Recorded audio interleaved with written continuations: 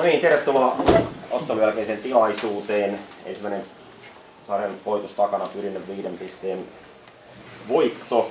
Joonas Lehtoranta, minkälaiset on sun näkemykset kommentit ottelusta? Oli meiltä ihan ok peli. Sanoin, että aloitettiin hyvin toi eka erä. Siinä alussa oltiin joku vajaa 10 pinnaa johdas, mutta sitten taas alkoi niinku pakkipää vuotaa. Ja sai vähän liikaa hyökkäyslevyä siinä. Ja sitten tokalla erä ne otti meidät kiinni ja oli puolen aika johdossa sitten siinä. Ja sitten oli taas kolmas erä, oli meidät huono. Et siinä oli 15 pinnaa oli eroa sit sen jälkeen, että siinä oli vaikea lähteä sitten pelaamaan. Lopussa saatiin niinku aika kovia heittoja, Karri heitti sisään siinä. Niillä oltiin vielä pienesti niinku mukaan voitossa. Mikä sun mielestä on syynä siihen, että tässä on mitään levypallossa, kuitenkin oli Pyrintö tämän verran tänään edellä? No se on tahtojuttu, että siihen pitää mennä niihin levypalloihin. Niillä on 13 levypalloa enemmän, tuossa aika paljon näissä otteluissa. Kiitoksia. Kysyttävä. Pete, samat kysymykset. Miten näit tämän ensimmäisen kovan koitoksen? Oltiin alussa hermostuneita ja Kotka pääsi aika isonkin johtoon siinä. Ja onneksi henkilösti oltiin sen verran kovia, että tultiin rinnalle ja päästiin johtoon siinä. Ja alettiin puolustaa ja olen aggressiivisempia. Sitten siinä mentiin aika hyvässä johdossa jonkin aikaa, mutta sitten tietysti huomattiin taas, että Kotka on hemmetin kova joukkue, että se pystyy tulemaan tuohon rinnalle ja olisi varmaan painanut ohikin, jos ei oltaisi saatu muutama korjaajastoppia siinä. On tiukka peli, että voitettiin levypallo, se on erittäin hyvä juttu, koska Kotka on erittäin hyvä levypallon joukkue ja tiedettiin, että tulee kovaa hyökkäyslevypalloa ja saatiin se pidettyä ihan kohtuullisesti. Oliko tämä sellainen ottelu, mitä sä niin otit tästä ensimmäistä ottelusta, kovaa fyysistä vääntöä? Joo, ehdottomasti. Ja tietysti, koska Kotkalla on kaikkea pirun hyviä heittäjiä, niin odotin, että ne heittää kyllä todella paljon kolkkeja sisään, mitä ne heittikään. Minkälaisen haasteen pelaajan antaa vastustalle tämmöinen Charles Carey-tyyppinen pelaaja? Se pystyy luomaan kaikille. Se pystyy luomaan itse oman heiton oikeastaan vähän mistä vaan ja sitten tekee aika paljon paremmiksi niin kuin ympärillä olevat pelaajat ja antaa heille niin kuin paljon tilaa niin kuin omalla tekemisellään. Todella laadullinen pelaaja. Kiitoksia. Kysytään, jos ei, niin päästään pelatsuikkuun. Kiitoksia.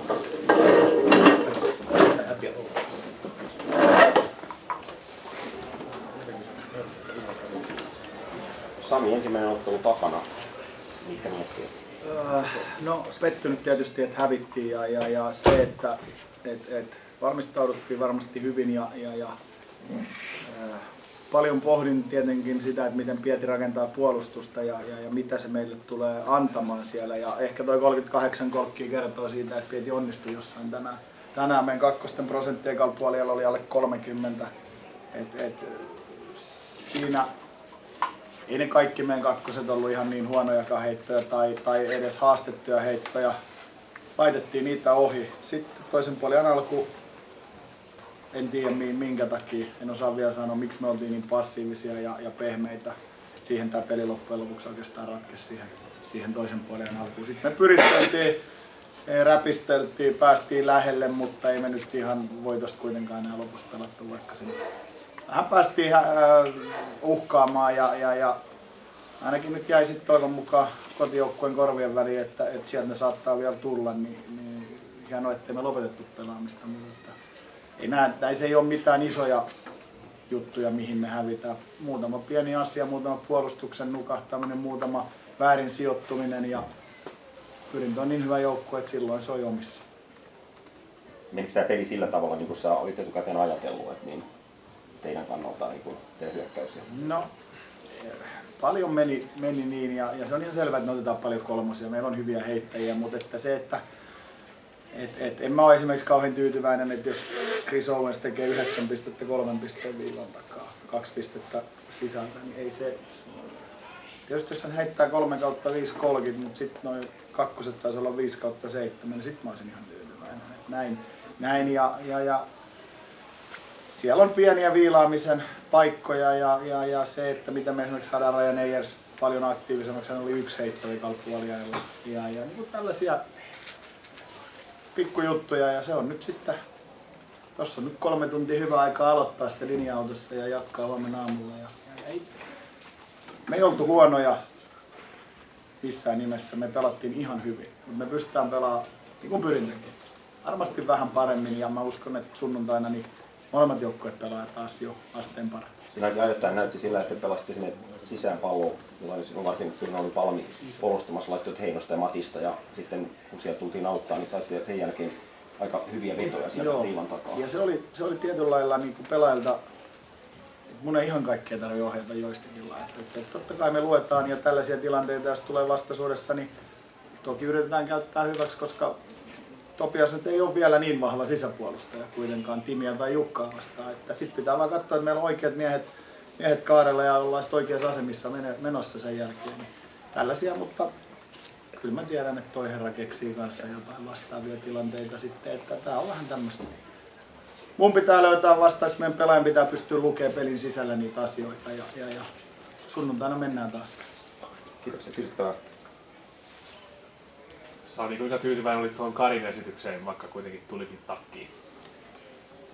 No tokalla puolella joo, hän otti johtajan viittää rooli. Ekalla puolella pikkusen katteli ja mietti ehkä liikaa, mitä tekee. Et se ei ollut kaikki niin luonnollista hänelle, että siinäkin osasyy, miksi varmaan Eijers ja Timi jäi aika vähille niin kuin heittomäärille. Et se ei kaikki, hän löysi Jukan erittäin hyvin, ei siinä mitään. Jukka pelasi hyvin tänään, mutta niin, totta kai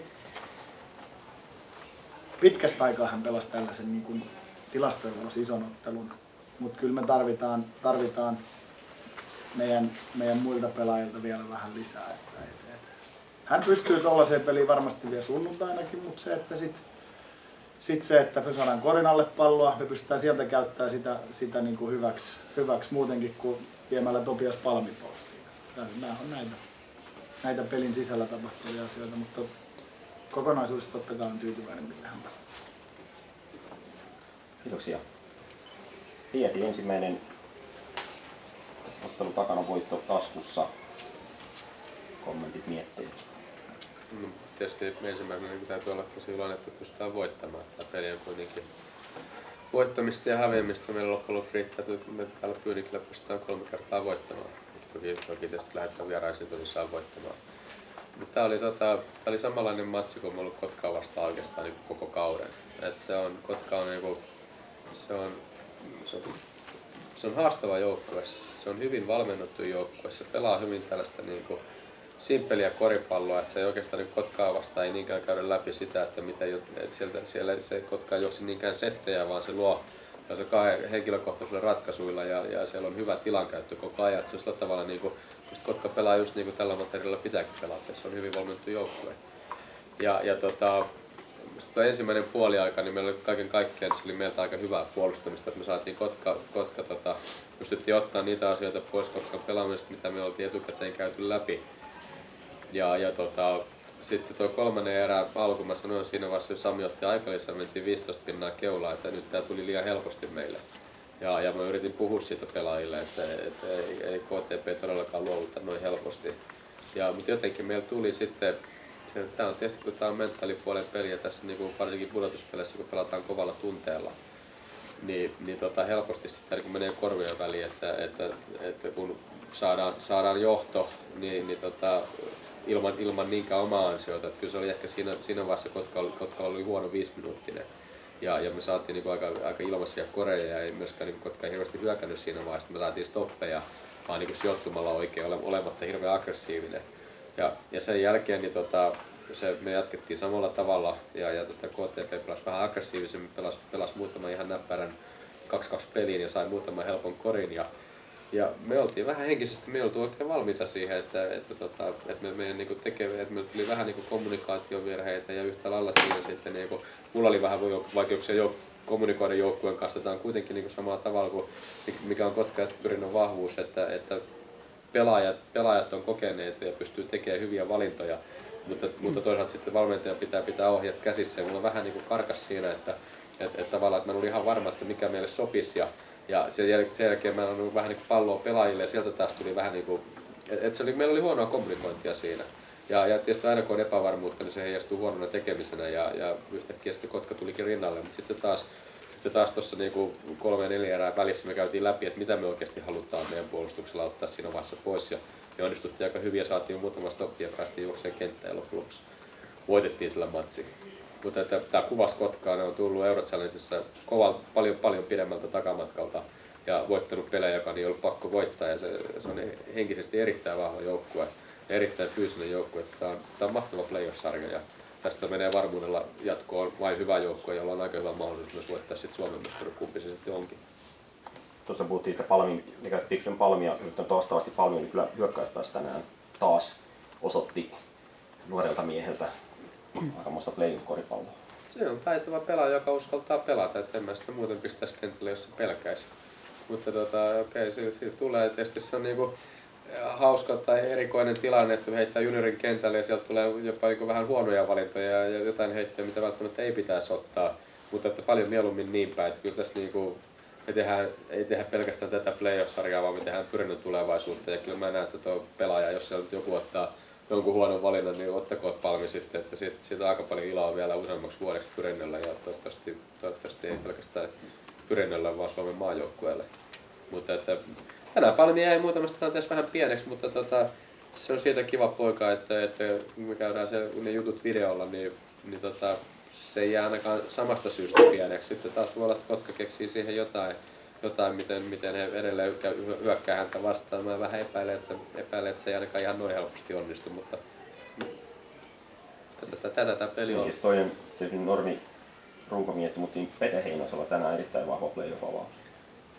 Niin, eikä vaan tänään. Vaan tarkoitan siis tätä sarjaa. Niin, joo. Jatkoi oikeastaan siihen, mihin Lahdessa jäi. Pete on mennyt, siis vaikka tilastollisesti, jos vertaa aikaisempiin kausiin, niin vaikka sanoo, niin mutta Pete on kehittynyt koripalloilijana tosi paljon ja varsinkin siis molemmissa päissä kenttää. Ja siinä on tietysti niin kuin, väitän, että ollaan aika hyvin harjoiteltu ja siinä on Lasse on nyt viimeiseen otti projektiksi tehdä Peten kanssa tuossa 3 kuukautta sitten töitä, että sitä ennen tehtiin vähän enemmän Kaadian kanssa töitä niin kuin noissa aamuharjoituksissa henkilökohtaista tekniikkaa ja taktiikkaa. Ja kyllä harjoitus vaan näkyy, että siinä on kuitenkin Petellä on aika poikkeuksellisesti raamia suomalaisessa pelaajaksi ja vielä kohtuullisesti taitoakin ja on niin kuin äärettömän älykäs ja hyvä harjoittelija. Oikein niin kuin ihanteellinen pyrintäpelaaja, pelaa pelkästään joukkueella, mutta toisaalta niin kuin pyrkii tekemään asiat mahdollisimman hyvin ja omana kasvattina sopii tähän meidän palettiin, kun sanotaan nyt vaikka niinä päähän. Kysyttävää vielä. Joo, kysykää vaan. ole hyvä. Kokeneempi ensin. Ei. No joo, kiitos. Siis otitko sä 2 kertaa vähän nousi selkä suorasti teillä? 15 pinnaa, 14 pinnaa johto. Oliko se sitä kommunikoitu vai mitä? Joo, siis näin kävi, että tavallaan niin kuin siinä oli pari tilannetta, että meillä katosi terävyys, että me vähän kuviteltiin, että matsi on ohi tai sitten ei me sitäkään, kun on kokenut joukkueen, mutta se on vaan niin kuin meillä katosi ehkä se tunne, että se oli niinku, siinä vaiheessa me mentiin sen takaisin perusrunkosarjan tekemiseen, mikä ei vaan niinku tämän tason joukkuetta vastaan riitä. Että sun pitää koko ajan pelata niinku kovalla tunteella, mutta sitten vielä sun pitää kanavoida tunteet oikeaan asiaan ja sitten vielä sun pitää pystyä samaan aikaan olemaan järkevää. Että se on niinku, tietysti jos voittaminen olisi helppoa, niin se olisi, ei turhaa tässä valmentajia tarvittaisi, mutta meillä vähän niinku musta katosi tunne siinä, että me oltiin vähän plättejä. Ja sitten sen jälkeen, kun Kotka tulikin lähelle ja sulla ei ollut sitä intensiteettiä, niin sitten ei tässä niinku, ei se tapahdu näin, että yhtäkkiä että ruvetaan pelaamaan. Siinä oli sitten se tauko tietyllä tapaa pelasti, että mä otin jo yhden aikuisen siihen 3. erään, mitä me ei hirveän monta kertaa tällä kaudella tehnyt. Että se toista mä en voinut käyttää, että sitten vaan piti toivoa, että me selviydytään sen 3. ja 4. erätaulun väliin ja käydään huolella läpi, että mitä me oikeasti halutaan. Ja sitten taas kun eli siinä tuli 2 ongelmaa, ensin tuli katos tunne, ja sitten sen jälkeen kun kaveri skorasi, meillä tuli epävarmuus. Epävarmuus on tietysti myös niin yhtä lailla hyvän tekemisen vihollinen. Ja tauolla käytiin läpi, että mitä me halutaan tehdä, meillä tuli se varmuus, ja toisaalta tietysti meillä on rutiini voittaa täällä Pyynikillä, me tiedetään, että se tapahtuu puolustuksen kautta. se oli varmaan meille ihan hyväksi. Se oli hyvä opetus ja toisaalta sitten taas nyt me ollaan ton jälkeen yhtä kokemusta vahvempia, onneksi ei maksanut meille peli. Eli pieni tuosta, Anterolla ei ollut mikään paras heittopäivä, mutta mitä mieltä muuten noin aika vakuuttavasta illasta? Antero pelaa huikealla energialla illasta toiseen. Et noi Andy heitot oli tänään kyllä ihan sellaisia, mitä me haluttiin. Että nyt meni 12-4, mä luulen, että se odotusarvo olisi vähän korkeampi, mutta olennaisempaa on se, että Antero pelaa tällä omalla energiallaan ja koko ajan niin saa puolustuksen liikkeelle. Ja tuo 11 assistia taitaa olla varmaan Antero, en tiedä onko uraennätys, mutta se on niin huikea luku, että 3 eri paria vaille tripla-tupla tällaisessa paikassa. Katsotaan, toivottavasti saadaan ihailla meidän kapteenia Bilbaossa. Mä katselin, että Damonin toi Twitter-nikki taitaa olla menossa ehdolle. Mutta sitten vielä se fiilisjuttu, eli puhut siitä rutiinista Pyynikillä, niin mitä tavallaan kuitenkin ei näitä ensimmäisiä välieräotteluita perjantai-iltaisin joka päivä pelata, niin millainen fiilis täällä voittaja satelee? Onhan tää huikea, me ollaan etuoikeutettuja, kun me saadaan pelata tällaisessa tunnelmassa ja tavallaan tää on niin, tietysti kun tässä on niin paljon, mä oon ollut täällä nyt 5 vuotta ja monella joku pelaajat on ollut vielä pidempään, niin onhan tää meille niin kuin toinen koti. Ja se, että kun sä saat kotona kokea tällaisia elämyksiä, niin onhan se meille upea juttu. Ja sitten toisaalta meillä on ehkä se, että kyllä meillä on sitten niinku aika kova tahtotila siihen, että ei me kotiyleisö edessä haluta vaan hävitä. Et koska meillä on niin upea kotiyleisö, niin kyllä se ansaitsee nähdä voittavan pyrinnön. Mutta totta kai tietysti ei niinku siihen voi tuudittautua, että tekemisen taso ratkaisee, mutta kyllä se vaan nostaa meidän tekemisen tasoa. Että meillä on niin kotoisa olo ja niin luottavainen olo pelata Pyynikillä. Tosi monta kertaa ollaan oltu ahtailla tälläkin kaudella, mutta toistaiseksi joka kerta ollaan pystytty voittamaan. Että toivottavasti se jatkuu loppuun asti. Teillä oli 5 minuuttia loppua se 14 pinnan johtu, sitten vielä minuuttia loppuun, taas oli koko 8 pinnan johtu, niin kuitenkin meni vielä tiukaksi. Oliko se suorastaan taas selkä vai pisikö toinen vaan pohja koreja? Se oli varmaan niin kuin mä luulen, että siinä oikeasti luultiin, että matsi on ohi, mutta ja siinähän oli aika lähellä, että musta sinne Kotka oli vähän jo, että yrittääkö ne enää. Että näytti vähän Samin kieleistä, että tämä antaa pelata, mutta Kari oli toista mieltä. Ja tietysti kyllähän se historia ruokkii, niin kuin, historia toistaa itseään. Kotkalla on aivan huikeata nousuja, varsinkin Euro Challengeissa, eurokentällä vieraissa. Niin tavallaan pelaajat vaan päätti siinä, että hei tätä matsia luovutaan ja tietysti niin halusi varmaan antaa tietynlaisen osoituksen meillekin, että minkälainen joukkue on vastassa, mutta kyllä me se tiedettiin jo etukäteen, että me kunnioitamme meidän vastustajaa erittäin korkealle ja niin kuin mä sanoin, niin tästä menee varmuudella erittäin hyvä joukkue. Se on tavallaan inhimillistä, vaikka minuutti jäljellä 8 pinnan johtoa, mikä sen olikaan, niin se on tavallaan inhimillistä vähän niin kuin suodistuu selkeästi. Joo, sellaista sattuu. Kiitoksia. Hyvää viikonloppua ja sunnuntaina nämä gladiaattorit ja tiistaina sitten täällä. Näin se olisi tehty.